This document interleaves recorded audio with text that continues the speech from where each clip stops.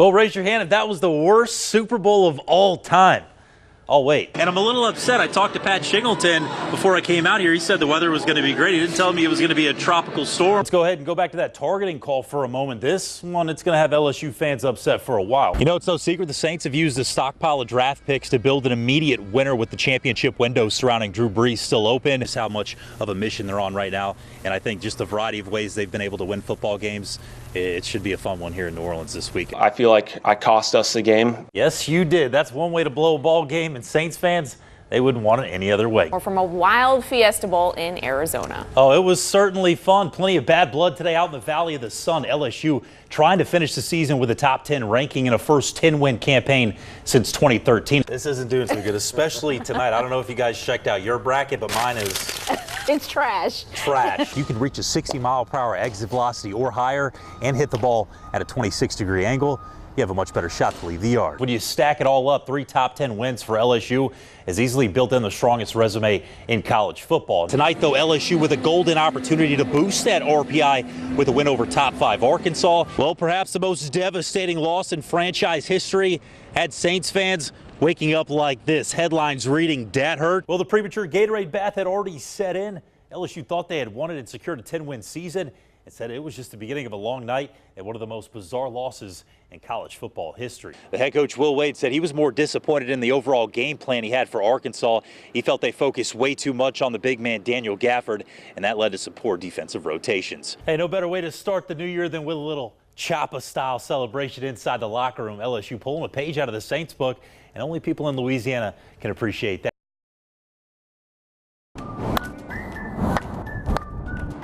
It's as simple as showing up, and the sign says it all. It's just a show up if you want to play sort of situation. We'll teach them the game, teach them the rules, and guarantee them a lot of fun. We're just having lots of fun. All you have to do is come out in your whites. Every Monday morning, not far from LSU's campus, you can find these ladies dressed in all white, and they call themselves the Red Stick Coquettes. You have to do your aim and go through the wickets, and sometimes you can't make them. In a world full of contact sports, there's still a place for the time-honored game featuring hoops and mallets. 83-year-old Carl Jarrett started the Red Stick Croquet Club back in 1999, and now 20 years later, the group has expanded to its first ever all-ladies club. Started out with 3 or 4, and it just kept growing, and now it's 10 to 14 ladies every week. We have a really good time, and it's always fun to meet new people. Each week, Carl is there bright and early to set up the grass court before the ladies come flocking in. It's a real help, and we are just so grateful he's here. And while Carl doesn't consider himself much of a ladies' man, he does love to help out. I've been married now for almost 64 years, so I'm kind of past that. But I like the ladies. He sets things up for us, helps us answer our questions, gives us strategies and how we might better achieve our goals out here on the court. And if you never played croquet, it can get pretty tricky. There's several different versions. Here at City Park, the ladies usually play the American style called 6-wicket. Something like chess, something like billiards, and it's a combination of 3 games. You have good days and bad, just like I guess any sport, golf included. With the majority of the group retired and unable to play their golf or tennis, the nearly 200-year-old game of croquet has offered up plenty of fun for everyone involved. And like I say, you meet a lot of great people playing croquet. Oh, good shot! In Baton Rouge, I'm Mike Gaither, WBRZ Sports 2. Define the word value. Worth, utility, importance. Now ask yourself this: how valuable is quarterback Drew Brees? To answer that, we must first rewind the clock back 13 years. When the city of New Orleans was broken, Drew Brees was the centerpiece to reviving the once magical Crescent City.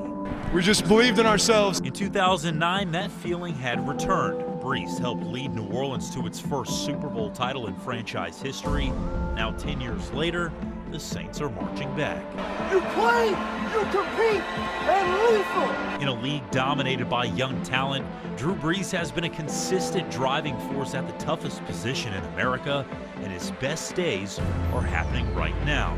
At 6 foot, he's the guy who's given hope to players like Russell Wilson and Kyler Murray. Anything's possible with hard work and determination. Hey, you're going to top us anything in life you're in the awards for, right? In 2018, he had an NFL record-setting completion rate. He even orchestrated a league-best 8 game-winning drives.